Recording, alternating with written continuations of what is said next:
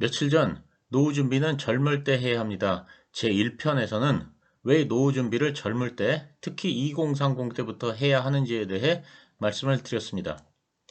그러면 젊을 때부터 노후 준비를 시작하는 건 알겠는데 그 돈을 은행에 맡겨봐야 예금 금리가 1%, 2%에 불과한데 어떻게 돈을 굴려야 하느냐의 문제가 남습니다. 72의 법칙에 대해 다들 들어보셨을 것입니다. 르네상스 시대 이탈리아의 수학자였던 파치올리가 일반인들도 쉽게 쓸 수 있는 복리 계산 공식인 72의 법칙을 만들었습니다.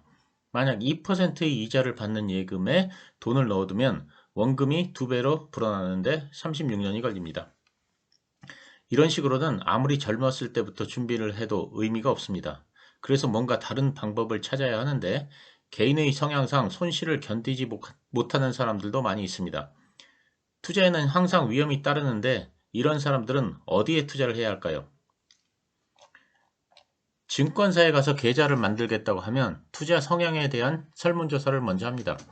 총 7문항으로 되어 있는데 투자자가 선택하는 답에 따라 안정형, 안정추구형, 위험중립형, 적극투자형, 공격투자형 등 총 5종류의 투자자로 분류됩니다. 그래서 안정형 성향의 투자자에게는 공격적인 상품을 추천하지 못하도록 되어 있습니다. 7개의 문항 중에 만약 투자 원금에 손실이 발생할 경우 감수할 수 있는 손실 수준이 어느 정도인지를 묻는 항목이 있습니다. 이 질문에 대한 배점이 가장 높습니다.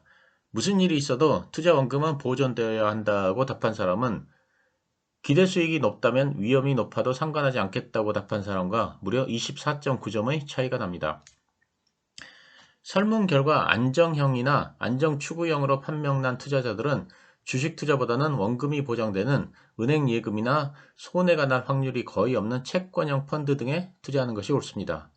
그래서 증권사에서도 안정형은 원금 손실의 우려가 없는 CMA나 MMF가 적합하고 안정투자형은 채권형 펀드, 그 중에서도 장기 회사채 펀드가 적합하므로 이런 상품들을 추천하도록 가이드라인을 정하고 있습니다. 그런데 문제는 안정형이나 안정추구형 투자자들에게 적합한 상품들의 수익률이 형편없다는 것입니다.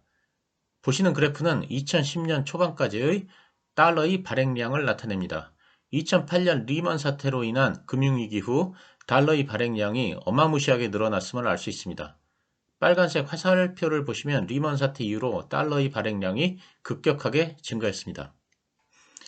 그런데 코로나19에 의한 위기 극복을 위해 2020년 달러의 발행량은 엄청나게 더 늘었습니다. 2008년 리먼 사태로 인한 금융위기 때 발행한 달러의 증가는 세 발의 피입니다. 그래프상의 빨간색 화살표를 보시면 2020년에 달러의 유동성이 폭발적으로 증가했음을 알 수 있습니다. 그래서 현금의 가치는 떨어지고 자산의 가치는 상승하는 것입니다. 최근 부동산 가격이 많이 올라서 난리입니다. 미국에서는 부동산 가격이 우리나라보다 더 올랐다고 합니다.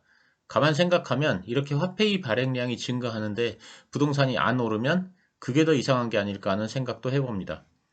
그래서 전 세계적으로 주요 국가 중에서 일본을 제외하고는 부동산이 모두 신고가를 갱신했다고 합니다. 그런 관점에서 영향력 있는 펀드 매니저 중 한 명인 레이 달리오는 현금은 쓰레기라고까지 말했습니다. 요즘 은행 예금은 연리로 약 1% 수준이고 CMA나 MMF도 큰 차이가 없습니다. 채권형 펀드는 금리가 떨어지면 채권의 가격이 상승하므로 수익을 높일 수 있지만 지금과 같이 저금리 상태에서는 채권 가격이 상승할 여지가 크지 않기 때문에 의미 있는 큰 수익을 내기가 어렵습니다. 이런 금융상품에 계속 돈을 넣어두면 화폐의 가치는 점점 줄어들게 되므로 하는 수 없이 주식 투자를 해야 하는 상황이 되었습니다. 하지만 안정형이나 안정추구형의 투자자들은 손실을 극도로 싫어하고 손실이 나면 견디지 못합니다.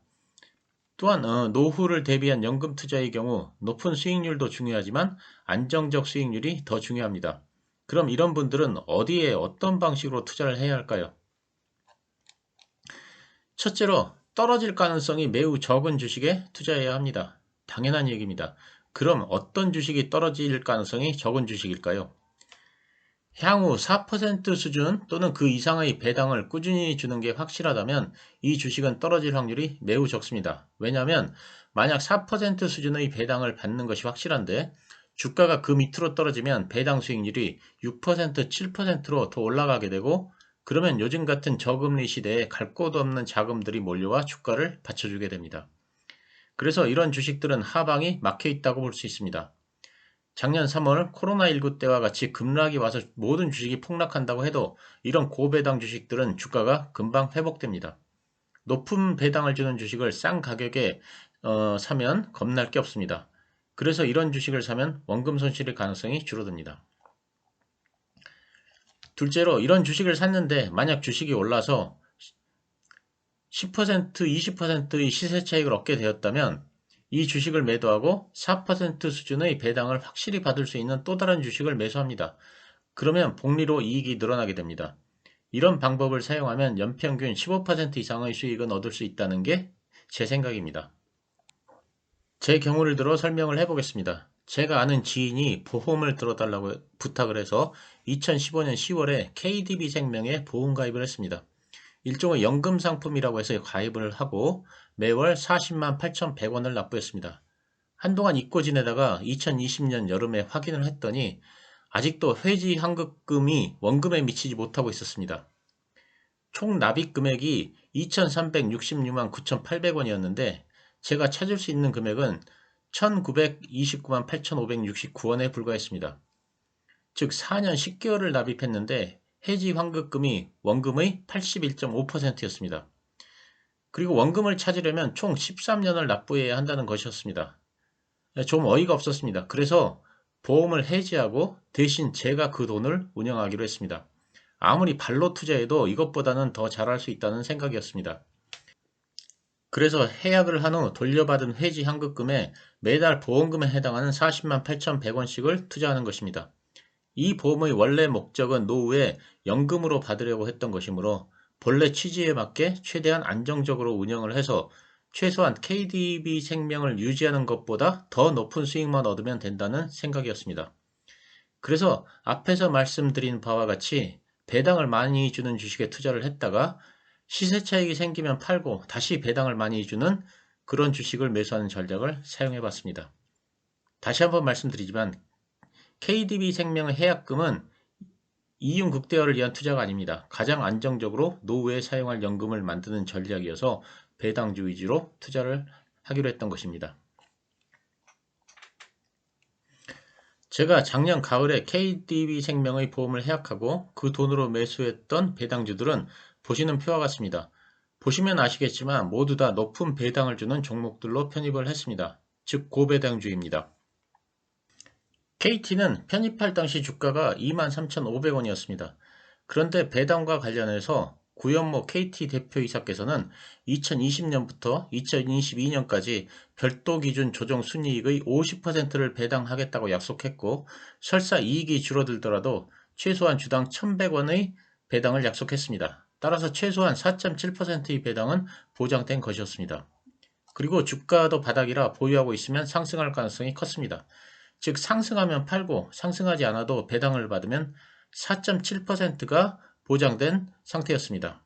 이런 주식은 오르지 못할지는 몰라도 내릴 가능성은 거의 없는 고배당주입니다. KT의 지금 주가는 29,450원입니다.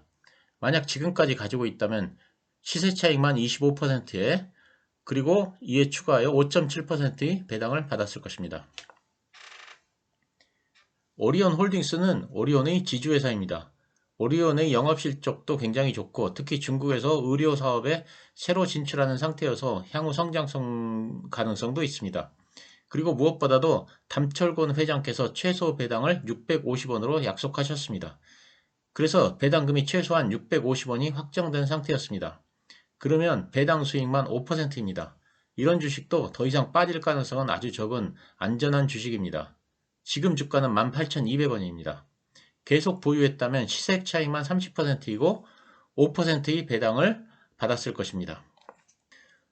부국증권은 원래 고배당주였는데 부동산 PF로 수익이 엄청 많이 늘어나는 상태였기 때문에 최소한 전년도 수준의 배당은 유지할 것으로 확신할 수 있었습니다. 즉 2019년 배당이 1,200원이었기에 그 정도 배당은 할 것으로 예상되었습니다. 그러면 배당 수익률이 6%입니다. 그리고 이익이 계속 늘어나고 있었기에 주가 상승 가능성도 있었습니다. 지금 주가는 25,900원입니다. 계속 보유하고 있었다면 시세 차익이 29%이고 추가로 6%의 배당을 받았을 것입니다. 포스코는 분기마다 배당을 합니다. 그래서 연말 배당은 1.6%에 불과했지만 계속 보유하고 있으면 약 만원 정도는 연간 배당을 줍니다.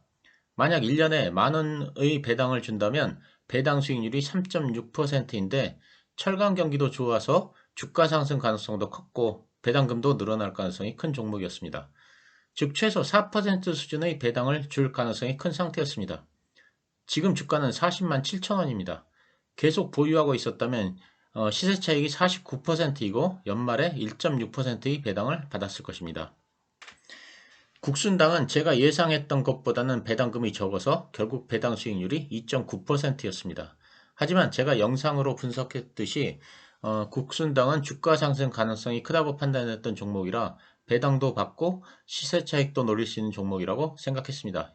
현재 주가는 8,320원으로 약 50%가 상승했습니다.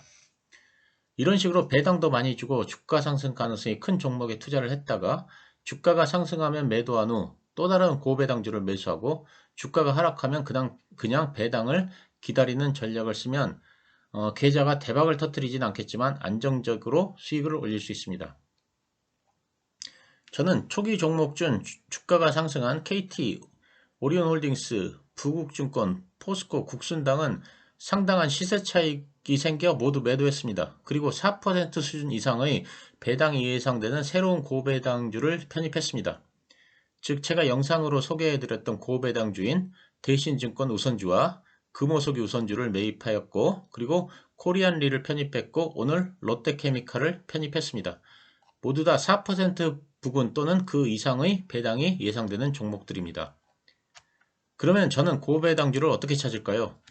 그건 종목 공부를 하다 보면 눈에 자연히 들어오는데 특히 증권사에서 발행하는 보고서가 많은 도움이 됩니다. 제가 대신증권 우선주, 금호석유 우선주, 그리고 코리안리, 롯데케미칼을 편입한 근거를 제공한 보고서를 보여드리도록 하겠습니다. 대신증권 우선주는 리서치 RM 보고서를 참조했습니다. 대신증권은 2021년 별도 기준 40% 이상의 배당 성향을 유지한다고 밝히며 주주환원에 적극적인 태도를 보여주고 있다고 리서치 RM 보고서는 밝히고 있습니다. 그러면 이를 기준으로 대강의 배당금과 시가 배당률을 계산할 수 있습니다. 2020년에 1250원을 배당했는데 그 정도만 해도 시가 배당률이 무려 9.5%입니다.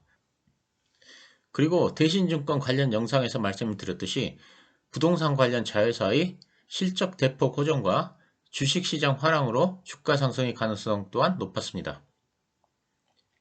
금호석유 우선주는 하나금융투자의 보고서를 참조했습니다. 이 보고서에 의하면 회사의 배당 성향 가이드 적용 시 우선주는 시가 배당률이 최소 8.7%라고 합니다. 즉 연말까지 보유하면 8.7%의 배당을 받을 수 있고 다행히 많이 상승하여 지금 매도한다고 해도 불과 한 달 만에 44%의 시세 차익을 얻을 수 있습니다. 코리안리는 4월 말에 편입을 했는데 하나금융투자의 보고서를 참조했습니다. 이 보고서에 의하면 전년도 수준의 배당 성향 적용 시 올해 예상 배당 수익률은 7%를 상회한다고 되어 있습니다. 롯데케미칼은 오늘 편입을 했는데 하나금융투자의 보고서를 보시면 현 주가 수준 배당 수익률은 3.4%로 배당 매력도 생겼다고 쓰고 있습니다. 저는 이렇게 증권사 보고서를 많이 참조합니다. 롯데케미칼의 경우 제가 편입한 다른 종목보다는 배당의 매력이 좀 적지만 대신 주가가 오를 가능성이 커서 편입을 했습니다.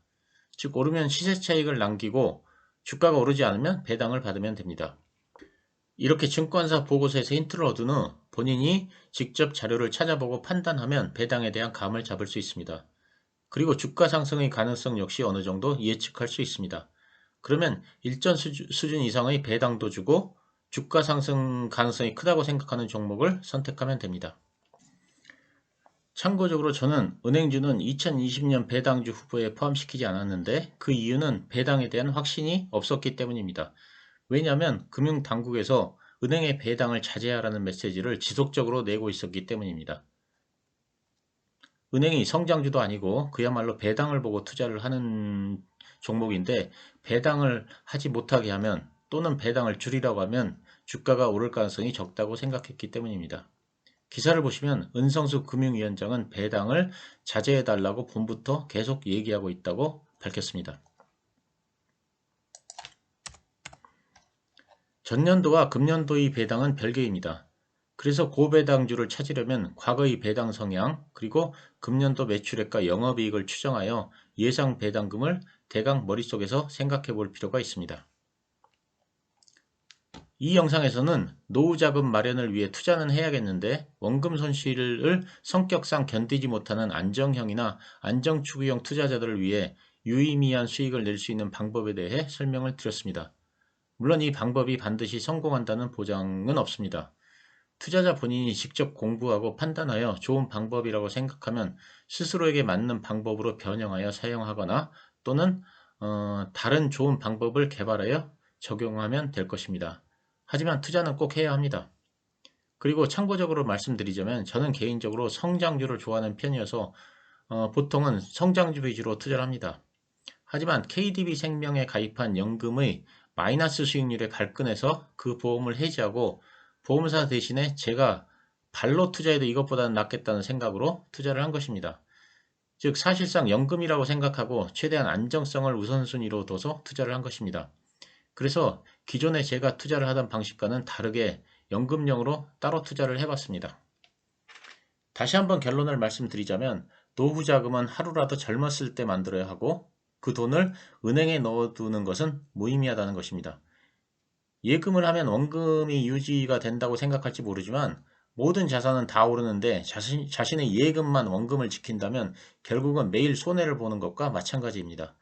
반드시 좋은 자산을 선택해서 그 자산에 투자를 해야 여유 있는 노후를 즐길 수 있을 것입니다. 감사합니다.